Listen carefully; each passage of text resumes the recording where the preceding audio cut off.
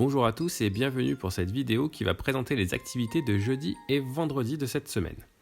Alors, la vidéo va être un petit peu plus rapide que d'habitude pour la simple et bonne raison que ici nous allons avoir une continuité de certains ateliers qui ont déjà été attaqués la semaine dernière ou en début de cette semaine.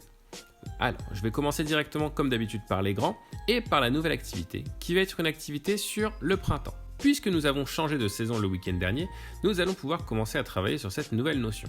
Alors ici, on va travailler au travers de ce petit document que vous voyez s'afficher sur le nom de la saison. On va chercher comme d'habitude les correspondances entre les lettres script que vous avez sur la photocopie que je vous avais donnée et les lettres cursives.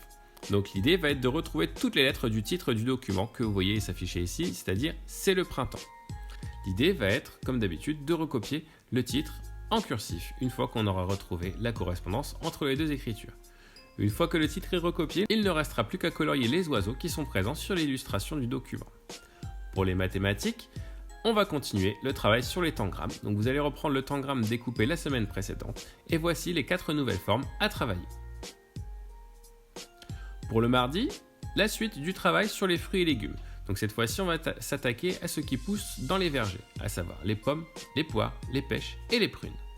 Donc comme d'habitude, bien évidemment, on va faire ça en écriture cursive sur la petite ardoise qui a été distribuée pour les activités de lundi et mardi.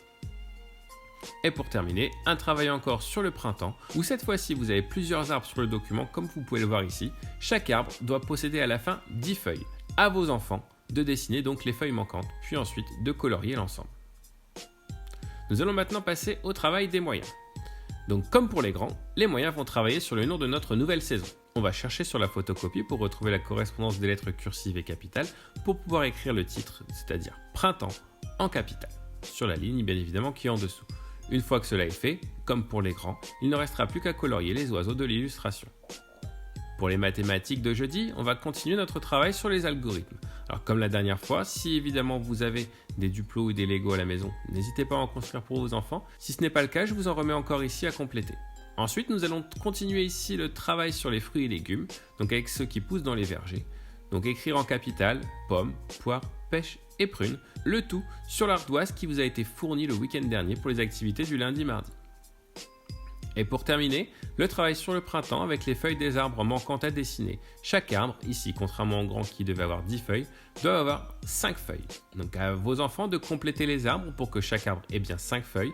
Puis une fois que tout ça sera fait, il ne restera plus qu'à colorier l'ensemble. Voilà, j'espère avoir été assez clair. Comme d'habitude, si vous avez des questions ou la moindre interrogation, n'hésitez pas à mettre un commentaire sous la vidéo, à me contacter via Facebook ou via le mail. En attendant, bon courage à vous tous et surtout portez-vous bien.